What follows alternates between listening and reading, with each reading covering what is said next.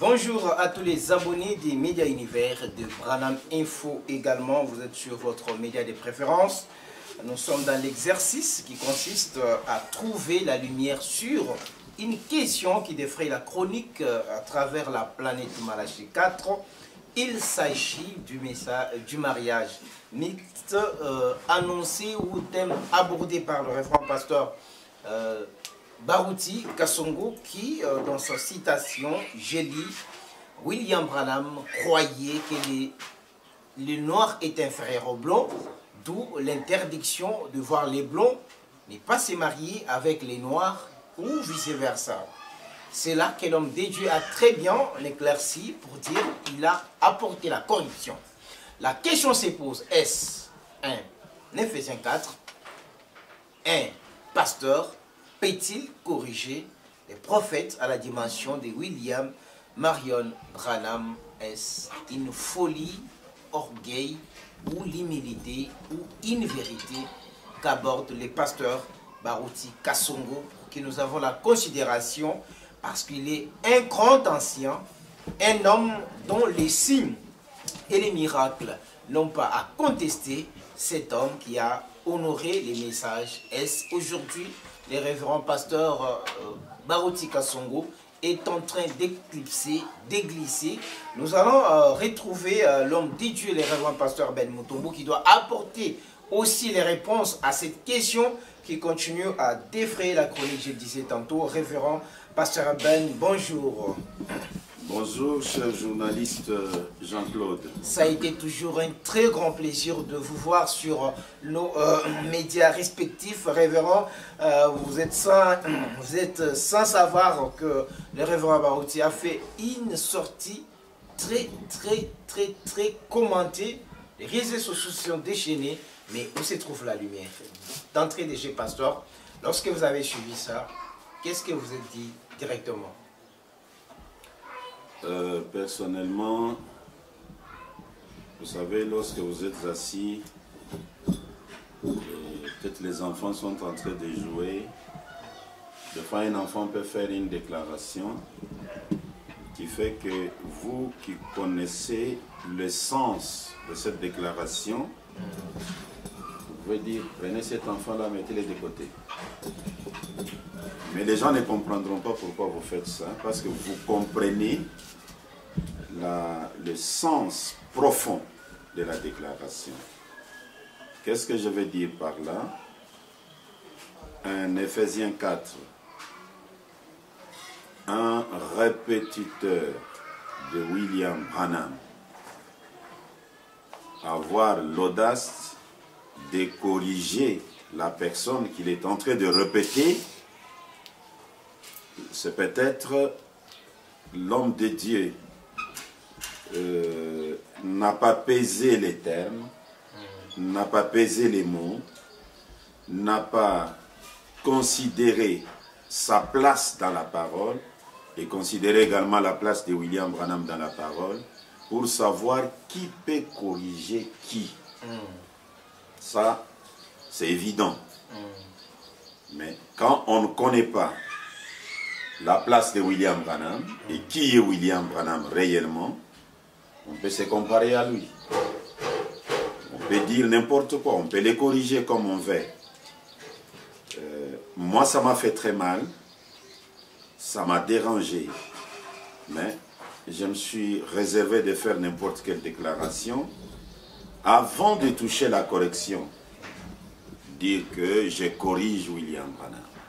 Parce que d'autres prédicateurs ont aussi condamné, les uns les taxés d'un démon, les autres d'un vieillard qui est perdu. Tantôt c'est un homme qui n'a pas qui a les trop de mémoire, et ainsi de suite. Et, ça ne sert à rien de manquer du respect au pasteur Barouti parce que lui a déclaré cela. Ça sera comme si vous êtes en train de faire la même chose que lui a faite. Vous commettez une erreur en corrigeant une autre erreur avec une autre erreur. Toujours du respect envers l'ancien. Maintenant, ce qu'il y a, c'est d'amener le révérend à reconnaître la place de William Branham et à peser ses mots et ses termes. Mais dire que il a ceci, il est ceci, il est ceci. C'est son point de vue. C'est son point de vue, bien Nous sûr. sommes dans un pays laïque. Mais vous ne trouvez pas que William Branham était raciste? Je vais arriver à ça. Et les pasteurs, est-ce qu'il réellement il a toujours tapé à côté? Ça, c'est la première erreur du pasteur Barouti, de considérer William Branham comme un raciste. C'est une grande erreur, grave erreur même, de considérer William Branham comme un raciste. Pourquoi j'ai dit c'est une grave erreur? D'ailleurs, c'est par là que nous devons commencer. Okay. Avant de dire, est-ce que le mariage entre l'homme et le blanc, entre le noir et les blancs, avant d'arriver à tout ça, est-ce que réellement, quand Branham a refusé que l'homme blanc n'épouse pas l'homme noir ou l'homme noir n'épouse pas une femme blanche, est-ce que c'est parce qu'il déconsidérait les noirs? Quelle est la position de William Branham vis-à-vis des hommes de couleur que nous sommes? Pasteur Barouti a dit qu'il considérait qu'ils sont inférieurs aux blancs. Ça, c'est l'homme Pasteur Barouti. Ça, c'est un petit mensonge. William Branham n'a jamais considéré le... Je vais commencer à lire. Hein? Okay, oui. Je vais commencer à lire au lieu de parler. C'est Branham Mourien. Oui, c'est Branham Mourien. J'ai toujours aimé cette déclaration. Je ne sais pas qui l'aurait inventée pour la première fois, mais elle est bonne. J'ai toujours écouté ça dans la bouche de notre journaliste préféré. Donc c'est Pasteur Lifoko qui est dépositeur de ces courants, et le frère frère Cédric Lukusa en a fait la promotion. Voilà, c'est ce que le révérend Life nous a déclaré dans une interview faite avec lui hier. C'est lui l'innovateur de Branham Orient. Et il en souffre. Hein? Il en souffre vraiment parce que tous les missiles sont orientés vers lui. Ne vous en faites pas, nous sommes déjà dedans. Je suis dans le 3e exode. Prédication du prophète Branham. Écoutez ces déclarations. Vous pouvez commencer depuis le paragraphe 63. Moi, je prends directement le paragraphe 64. Et je vais aller directement à 65. Ils ne sont pas des esclaves. Des noirs. Ce sont des citoyens qui ont le même droit que n'importe qui d'autre. C'est juste un tas d'inspiration venant de l'enfer pour amener 1 million d'entre eux à se faire tuer. Ils déclencheront une révolution, certainement. Ce n'est pas juste. Les hommes et les femmes ont leurs droits respectifs. Nos frères de couleur, nos frères japonais, les jaunes, les blancs, les noirs, qui qu'ils soient, il n'y a pas de différence à cause de la couleur. Pour notre Dieu, nous venons tous d'un seul homme, Adam. Mais si Dieu nous a séparés et a rendu nos couleurs différentes, restons ainsi. Si j'étais un jaune, je voudrais bien rester un japonais ou un chinois. Si j'étais un homme de couleur, je voudrais rester ainsi. Dieu m'a créé ainsi. Franchement, la race noire a beaucoup plus de qualité que la race blanche devrait avoir. Ils ne se font pas de soucis. Ils sont plus spirituels. Ils ont 1000 qualités que l'homme blanc ne peut même pas avoir. Dieu les a ainsi créés. Wow. Qui pourrait mieux chanter qu'un choral de gens de couleur? Où peut-on trouver de telles voix? Là, c'est la personne qu'on calomnie aujourd'hui. Comme raciste. Comme raciste. Comme abaissant l'homme noir. Donc, on, frère Branham l'a élevé plus même à la dimension de l'homme blanc. C'est les blancs qui devraient se fâcher. Oui, voilà. Ce n'est pas un noir qui doit se fâcher dans de telles déclarations. C'est comme un enfant qui pleure pour les biscuits. On lui donne les biscuits, il continue à pleurer. Il continue à pleurer, il commence à chercher les bonbons. Et on lui donne les bonbons, il commence à chercher les biscuits. Je relis le paragraphe 65. Branham dit, franchement, la race noire a beaucoup plus de qualités que la race blanche devrait avoir. Ils ne se font pas de soucis. Ils sont plus spirituels. Ils ont 1000 qualités que l'homme blanc ne peut même pas avoir. Dieu les a ainsi créés. Qui pourrait mieux chanter qu'un choral de gens de couleur? Où peut-on trouver de telles voix? Je les ai vus venir des contrées lointaines. Ils ne savaient pas distinguer la main droite de la main gauche. 30 ou 40 tribus différentes. Ils ont chanté de telle manière que les maîtres qui se tenaient là ont dit « Je ne peux pas égaler cela ». Ils ont formé des chorales pendant des années, et l'un aura une note plus élevée, l'autre plus basse, et tout. Et il a dit, écoutez ça, c'est vraiment parfait. Même dans une langue différente, ils sont doués. Branham élevant l'homme noir. Maintenant, toi, tu vas me dire que William Branham déconsidérait les noirs. C'est pourquoi il les a interdits de se marier avec les blancs. J'ajoute une autre écriture. Je suis dans questions-réponses sur les Hébreux, 3e partie.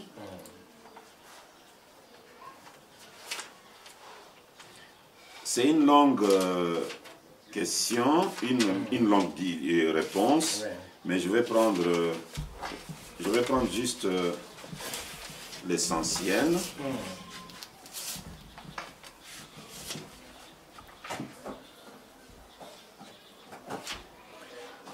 La question a été posée à William Branham. Oui.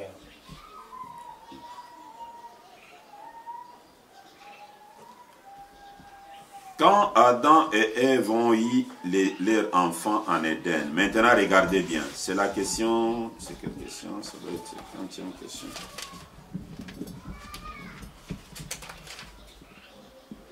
C'est la question 65e, je peux la lire à partir d'ici. Quand Adam et Ève ont eu leur enfant en Éden, y avait-il d'autres gens sur la terre à cette époque? Dans Genèse chapitre 5, verset 16, Caïn habita la terre de Nod et connut sa femme.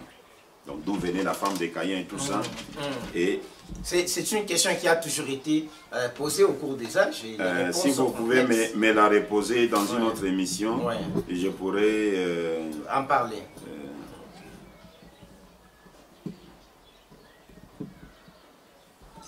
Paragraphe 604. Question-réponse sur les Hébreux, 3e partie.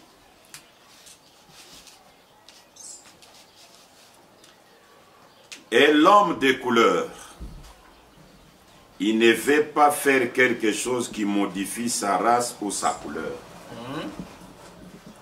En la croisant avec le blanc et tout. Comme ça, je ne les blâme pas. Donc Branham lui-même a constaté que l'homme de couleur veut garder sa couleur. Ne veut pas la mélanger. Et Branham dit, je ne les blâme pas. Non.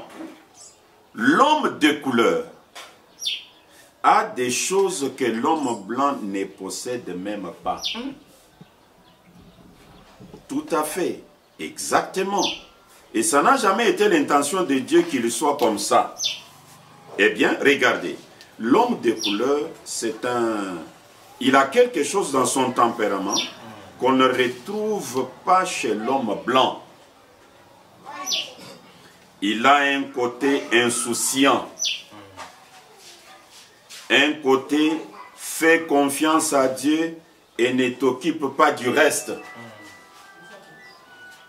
Qu'il ait la chose ou pas, il est quand même heureux. J'aimerais bien posséder une bonne dose de cela ce soir. Ok. Vraiment. Blanc. Eh bien, il possède cela. C'est sa possession. Et il ne veut pas non plus croiser cela avec une autre race et perdre cette qualité exacte. Sous-estimer les Noirs. Jusqu'au point de les interdire de se marier avec les Blancs. C'est aller trop vite. Bon. C'est regrettable. Mais maintenant, révérend, parce que exploiter un peu... Je voudrais ajouter... Une citation encore. Une autre. Parce que j'aimerais que la parole puisse nous aider à comprendre la position de Branham vis-à-vis des hommes de couleur. Parce qu'apparemment, c'est comme si les pasteurs Barotti n'avaient pas lu ces genres de citations. Oui. Mais est-ce que du connaissance, est-ce que vous connaissez une seule citation dans laquelle Frère Branham dit que les Noirs sont inférieurs? Même une. Je crois que, en commençant par lui-même qui a fait cette déclaration, il la cherchera mais il ne la trouvera pas. William Branham a élevé l'homme de couleur, l'homme noir, à tel point que vous n'avez pas l'idée. Il semblerait même qu'il ait expérimenté le baptême du Saint-Esprit dans une église des Noirs. Ça se raconte, je ne sais pas si c'est une citation ou c'est historique ou c'est les autres qui ont parlé, qui ont témoigné, mais on dit Frère Branham a eu le Saint-Esprit dans une église des Noirs. Donc, il semblerait. Il semblerait. Oui, il a parlé de l'expérience sur la rue Azusa. Nous pourrions revenir là-dessus peut-être prochainement. Mais pour aujourd'hui, nous allons d'abord nous focaliser sur... la considération de William Branham, sa considération au peuple noir, au peuple de couleur. Parce que nous devons nous situer que le temps de William Branham, nous sommes en 1965. C'était au moment où les racismes aussi battaient l'aile. Pendant ces moments-là, il y avait les mouvements de protestation, ainsi de suite. Mais non, on se disait, mais comment Branham devrait épouser? Il est allé même en Arkansas. Il est allé même en Arkansas. Là où, à cette époque-là, l'homme blanc ne pouvait pas se saluer avec l'homme noir. L'homme noir ne peut pas toucher l'homme blanc. Il faisait la campagne d'évangélisation. Quand il a fini, il commençait à rentrer. On était en train de l'escorter. Les noirs, ils étaient empêchés par des fils. Des fils balbérés, comme on les appelle. Et les noirs étaient là-bas. Mais il y avait un noir qui était aveugle. Qui a commencé à crier. Ayez pitié de moi. Ayez pitié de moi. William Branham s'arrête. La police lui dit, c'est un homme noir, tu ne peux pas t'approcher. Branham regarde les policiers et lui dit, c'est le Saint-Esprit. Et il est allé. L'homme noir a commencé à les toucher. Et lui disant, j'ai une histoire à vous relater.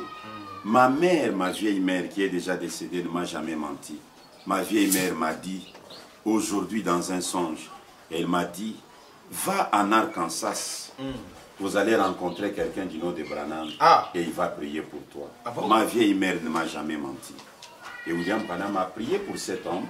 Cet homme a retrouvé la vue et l'homme était en train de les toucher à l'endroit où les blancs ne peuvent jamais se toucher avec les noirs. Et Branham a accepté ça. Il n'est pas raciste. Nous sommes dans Honte de lui. Prêché le 11 juillet 1965. C'est en 1965. Écoutez Branham comment il parle.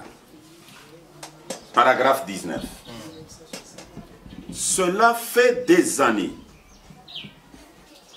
que j'essaye de retourner en Afrique. Car j'ai l'impression que mon ministère n'y est pas terminé. Pourquoi devrais-je aller en Afrique alors qu'ici aux États-Unis, il y a 600 ou 700 villes qui appellent, juste ici, en restant au Canada, au Mexique, ou n'importe lequel de ces endroits. Pourquoi voudrais-je aller là-bas? Mais c'est quelque chose dans mon cœur qui m'attire en Afrique. Il y a quelque chose que j'aime dans ces gens. Et j'aimerais aller simplement pour les gens de couleur. Beaucoup de dirigeants pensent que je ne devrais pas aller. Mais je vais aller vers mes amis de couleur, ceux-là que le Seigneur m'a appelé. Ça c'est Branham. Et les gens de couleur là, c'est passé Barouti et moi. C'est là que le Seigneur m'a appelé. Ces gens sont dans le besoin, beaucoup parmi eux. Les blancs peuvent avoir des médecins et toutes ces choses, mais ces pauvres indigènes qui vivent là-bas sont à moitié dévorés par les maladies. J'ai l'impression qu'ils seraient susceptibles de recevoir cette parole. Ils laisseraient. Il y a quelque chose là-dedans. Si vous allez dans un lieu où les gens sont tellement instruits qu'ils connaissent tout, Dieu ne peut rien faire. Mais si vous allez dans un lieu où les gens veulent écouter et apprendre, alors c'est le temps de Dieu, il va s'approcher et vous parler. Là, c'est Branham parlant pour les Africains. Et dans Vision et prophétie, depuis le paragraphe 28, William Branham dit là-dedans que les États-Unis, c'est le terrain de Billy Graham, Oral Robert. Wow. Mais moi, mon terrain, c'est l'Afrique. Là, je n'ai pas de comparaison. Wow. Dieu m'a appelé en Afrique. Ah bon?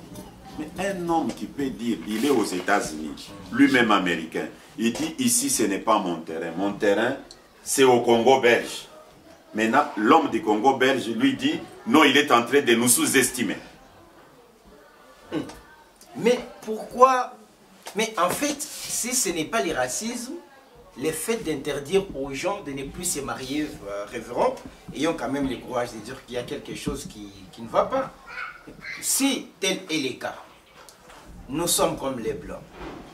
Nous sommes même plus que les Blancs. Pourquoi il a refusé le mariage entre nous et les Blancs? Si ce n'est pas à cause du racisme, mais donnez-nous quand même une cause. Pourquoi il a interdit ça? Je venais de lire une écriture ici tout à l'heure.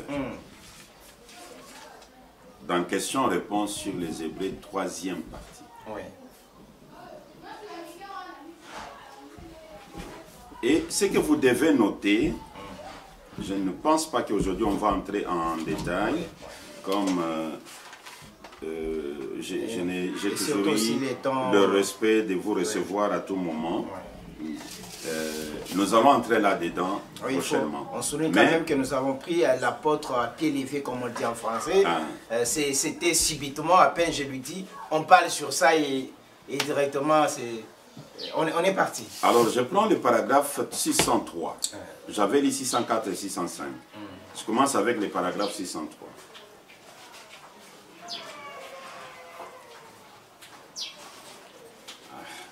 Bon, je peux prendre 603 là. Mais si vous remontez à 601, vous pouvez avoir beaucoup plus d'éclaircissement. Je pense que je pourrais exprimer ceci pendant que j'y suis.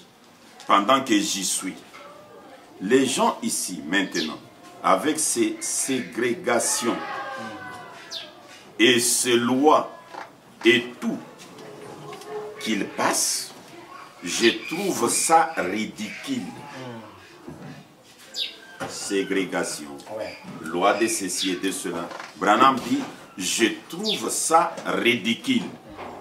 Vraiment. Écoutez, laissons donc ces gens tranquilles. Ils savent ce qu'ils veulent. Dieu a fait qu'un homme soit un homme de couleur et il en est heureux, tout à fait. Si Dieu avait fait de moi un homme de couleur, j'en serais heureux. S'il m'avait fait brun, je serais erré. S'il m'a fait blanc, je suis erré. S'il m'avait fait jaune, je serais erré. Dieu nous a fait de la couleur qui est la nôtre. Il nous a fait comme il voulait que nous soyons. Et nous sommes tous ses enfants. Tout à fait. Les gens ne devraient pas faire des histoires à n'en plus finir. Comme ça. C'est mal de faire ça. Il ne devrait pas. Dieu nous a fait comme on veut. Et l'homme de couleur, il ne veut pas faire quelque chose qui modifie sa race ou sa couleur.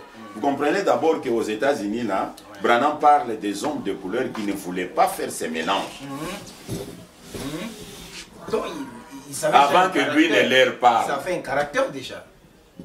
Et Branham dit, et l'homme de couleur, il ne veut pas faire quelque chose qui modifie sa couleur ou sa race en la croisant avec le blanc et tout.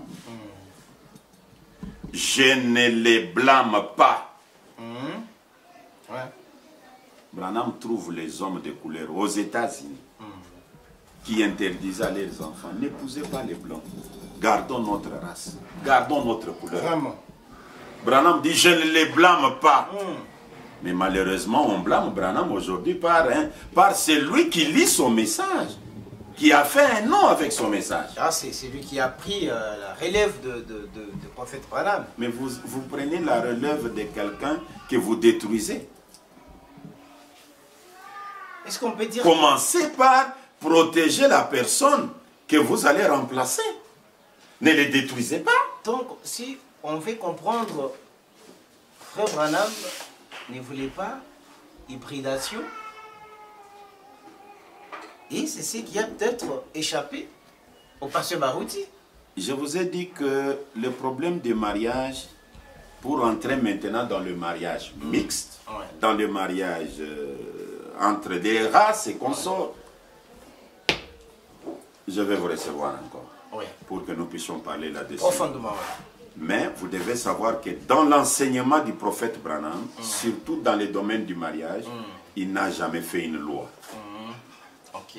Il donne le libre arbitre à chacun en lui montrant les mauvais côtés et les bons côtés. Donc ça, c'est William Branham. Nous comprenons que Pasteur Baouti avait quand même une marge de manœuvre, mais son problème, il est allé plus loin pour dire qu'il a corrigé les prophètes. Non seulement il a dit... Et qu'il a dit quelque chose que Branham n'est pas responsable, comme quoi Branham était raciste, il considérait les gens comme inférieurs aux blancs. Ça, c'est à déclasser. Après, mais quand même, il faut corriger, c'est ça ce qui dépasse. Vous savez, qualifier Branham de raciste, c'est un mensonge horrible. Et dire par exemple que je corrige Branham, c'est un courage qui est rare parmi les enfants de Dieu. Corriger un prophète majeur.